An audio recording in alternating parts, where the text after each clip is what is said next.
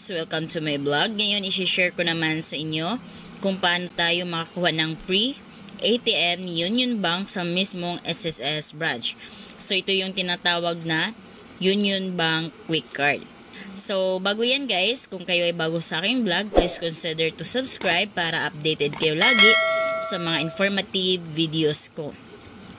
Ngayon guys, bago kayo pumunta sa mismong SSS branch, alamin nyo muna kung may application ba ng kiosk doon sa mismong SSS branch. So, ngayon, bago ko i-share sa inyo kung paano nga ba tayo makakuha nito, so, isa-isahin muna natin kung saang branch merong application ng kiosk. Ayan. So, hindi lahat ng SSS branch is pwede kayong makakuha ng free Union Bank Quick Card. Dahil yung iba is walang application ng kiosk. Ngayon, isa-isahin ko yung mga SSS branch na kung saan is pwede kayong makakuha ng free ATM. So, dito, as you can see sa screen, ito na yung mga bilong sa Metro Manila na merong mga application ng kiosk. So, isa-isahin natin. Pwede kayong kumuha ng free ATM Union Bank Quick Card sa Diliman, Makati Hilpuyat, Pasig Show, Makati Ayala, Caloocan, Mandaluyong, Manila, Alabang, Cubao, Binondo, Marikina, at saka sa San Francisco del Monte. Next is North Luzon. So, sa North Luzon, may 4 lang na SSS branch na kung saan pwede kayong kumuha ng free ATM. Dagupan, Baguio, Pampanga, at Lawag. Sa South Luzon naman is sa Bacoor, Binyan, Lipa, at Naga lamang. Sa Visayas naman, sa Cebu, Bacolod, Iloilo lamang ang may application ng kiosk. Mindanao naman is sa Davao, Cagayan de Oro, at Lapu-Lapu lamang. Then guys, pag Union Bank ang gamitin ninyo, the loan proceeds shall be available to member borrowers account within 3 to 5 working days from approval date of the loan. Once na ma-approve na yung loan ninyo, 3 to 5 working days lang is matatanggap nyo na yung loan ninyo. Then ngayon guys, dahil alam nyo na kung saan sa SSS merong application ng kiosk, so pwede na kayong pumunta. Ngayon, pagpunta nyo doon, magdala lang kayo ng one valid ID at saka may form lang na pipilapan kayo doon mismo sa SSS branch. So make it sure na pagpunta ninyo is follow pa rin kayo sa number coding schedule. Then pagdating doon sa SSS, sabihin nyo lang sa guard na mag-avail lang kayo ng free ATM ni Union Bank. Then sasabihin lang sa inyo ng guard na punta kayo sa loob sa ganito, and then pagdating doon is may papilapan sa inyong form, then bibigyan agad kayo ng ATM. So saglit lang yun guys, walang gaanong pila. So ito na yung solusyon sa mga gustong mag-loan at walang bank account. Punta lang kayo sa mismong SSS branch at magdala lang ng one valid ID and follow the number coding schedule.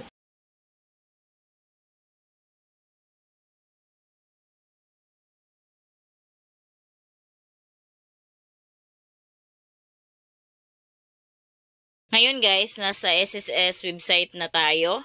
So, login lang tayo sa ating account sa SSS. So, input your user ID and password and then sign in. Ayan, nakapag-login na tayo. So, nasa home na tayo. So, click lang natin itong e-services. Pagka-click nyo ng e-services, guys, makikita nyo dito yung disbursement module. Ayan, so, automatic pagka-click nyo ng disbursement, lalabas na agad yung ganito. Reminder. Ngayon, dito sa my box, click nyo lang yan. Ayan. Then, pag may check na, click nyo lang itong proceed. Ayan, so dito guys, ito na yung enrollment. Nasa enrollment na tayo. So dahil Union Bank yung i-enroll natin, so of course, belong siya sa bank at hindi siya belong sa e-wallet, RTC, or CPO. So click natin tong bank. Ayan, then ang sabi dito guys, the bank account name should be the same as your SSS registered name. Is dapat kung ano yung pangalan ninyo sa bank account ninyo is parihas na parihas sa mismong SSS account ninyo. So of course, hindi pwedeng gamitin nyo yung bank account ng asawa ninyo or joint account or yung some parents na bank account. Dapat is bank account ninyo. So, X na natin ito. Close nyo yan. Click nyo yung X. Ayan. So, click na natin itong select bank. Then, dito, hanapin nyo lang yung Union Bank Quick Card. Ito na yun guys, Union Bank Quick Card. Click nyo lang yan. Ayan. So, nandito na siya. Then, next is your bank account number. So, of course, kung ano yung bank account number nakalagay dito, dapat match dito. So, saan nga ba natin makukuha yung bank account number natin sa Union Bank? So, makukuha natin yan sa ating mismong ATM. Ayan. So, punta tayo dun sa ating ATM. Ayan. So, ito na yung Union Bank ATM guys na makukuha natin yan sa mismong SSS branch. So, para sa mga mag-loan, so isa ito sa masuggest kong gamitin ninyo. Punta lang kayo sa SSS branch at magdala lang kayo ng at least one valid ID. Ayan, so automatic within that day, makuha nyo na agad itong Union Bank. Dito, as you can see, ito yung card number at ito yung account number. So, dapat ang ilalagay natin guys is account number. Ayan, dapat yan yung ilagay natin account number at hindi card number. So again, hindi ito yung ilalagay nyong account number doon sa SSS. Dapat ang ilagay ninyong account number is itong nasa baba. Dahil yan yung account number ninyo. So pag once na magdi-deposit kayo, maghuhulog kayo, cash in kayo, ito yung account number ninyo at hindi itong. So ngayon, balik na tayo sa mismong SSS. Ayan. Ngayon, dito na natin lagay yung account number. So, ayan guys, nalagay ko na yung bank account number. So, dapat match yung dalawang yan. Guys, double check nyo yung bank account number ninyo kung tama ba para 100% na ma-approve. And then next is attach supporting documents. So, dito naman, magpapasa na tayo ng requirements natin. Then, pinakauna is proof of account. So, click lang natin itong select document type. Ayan. Then, dito ito yung mapagpipilian. So, depende yan guys kung ano yung meron kayong proof of account dyan. So, halimbawa, dahil ang meron tayo is sa Union Bank is ATM. So, required guys, pag once na ATM, kailangan nakalagay is ayan, ATM card with account number and name. So, ito yung pipiliin natin. Ngayon, click na natin yan. Ayan, so yan na yung napili natin. ATM card with account number and name. And then, lalabas na agad yung example dito. And then, dito guys, pag mag-enroll kayo, kailangan naka-format yan as JPG or PDF file. At saka maximum of 3 MB lamang. So, wag lumagpas sa 3 MB yung file size na i-upload nyo dito or yung ipapasa natin dito. Ngayon, click na natin itong browse file. And then, click files.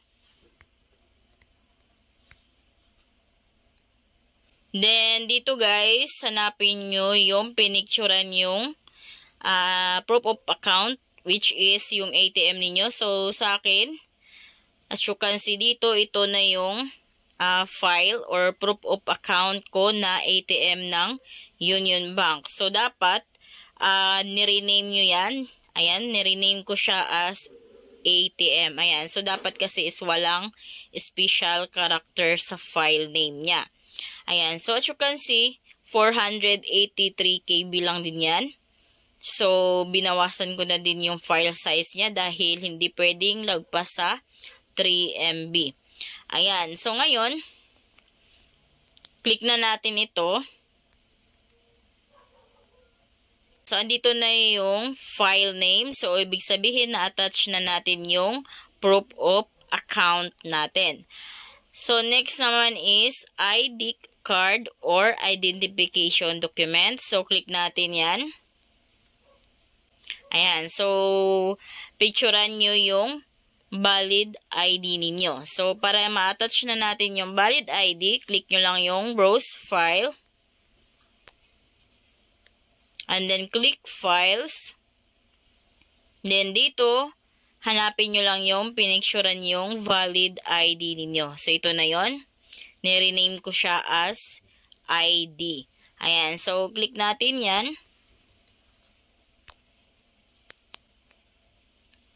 Ayan. Then, dito guys, makikita nyo naka-attach na din yung ID card natin. So, andyan na yung file name. The next is the selfie photo. Click natin yan. And dito, ito na yung sample guys. Ito na yung selfie photo. Ayan. So, as you can see sa example dito, dapat hawak nyo yung pinasa yung proof of account at saka yung ID ninyo. So, take note dito guys na kung ano yung pinasa yung proof of account at saka ID, dapat yan yung hawak nyo dito sa selfie photo ninyo. So, dito sa sample ni SSS, hawak niya yung ID at saka yung ATM. Ayan. So, ngayon, click na natin itong browse file. And then, click files. And then, hanapin nyo lang dito yung pinicturean selfie photo ninyo. So, ito na yon. Click nyo lang yan.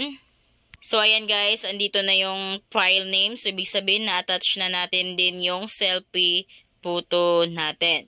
So, ngayon, dahil kompleto na, nakapag-attach na tayo ng proof of account, ID, at saka selfie photo. So, make it sure lang dito guys na readable lahat ng requirements na ipapasa ninyo. Dahil isa yan sa mga reason kung bakit nare-reject din kayo. So, make it sure na readable yung mga isa-submit yung requirements dito. So, dapat walang anino yung halimbawa sa proof of account niyo, dapat walang anino or hindi blurred para 100% na approve yung disbursement ninyo. So, ngayon dahil okay na lahat, click nyo lang itong may box. Ayan, then pag may check na, click nyo lang itong enroll. And then click OK. Ayan guys, ang sabi dito, you have successfully enrolled your bank account. Please take note of your transaction number. So sabi dito, kindly wait for the email notification from SSS on the result of processing of your uploaded supporting documents. Ayan, so hintayin nyo yung update ni SSS sa inyo kung rejected or approve yung disbursement enrollment ninyo. Ngayon, click nyo lang itong view disbursement accounts. Ayan, makikita nyo dito kung anong status na yung in-enroll yung bank account. Ayan, so nakalagay dito guys for branch approval. So, pag once na approve na yan, mag-color green na yan. So, ngayon, nakalagay dyan is parang orange or yellow. Ayan, dahil for branch approval pa siya. And then, pag active na or approved na, magko-color green yan siya. At may nakalagay dyan na active disbursement account. So, hintayin nyo lang yung email notification ni SSS. Mag-i-email sila sa email ninyo kung rejected or approve yung disbursement enrollment application ninyo. Kapag once approved na, pwede na kayong makapag-apply ng kung ano yung application na i-claim ninyo. So, halimbawa kayo ay maglo-loan. So, pag once approve na yung disbursement niyo, pwede na kayong makapag-proceed sa inyong loan. So, pwede na kayong makapag-apply ng inyong loan application online. Dahil dito, ihuhulog ni SSS kung anong mga benefits or loans yung i-claim ninyo. So, ayun lang guys. So, kung kayo bago sa aking vlog, please consider to subscribe para updated kayo lagi sa mga informative na mga videos ko. Thank you for watching!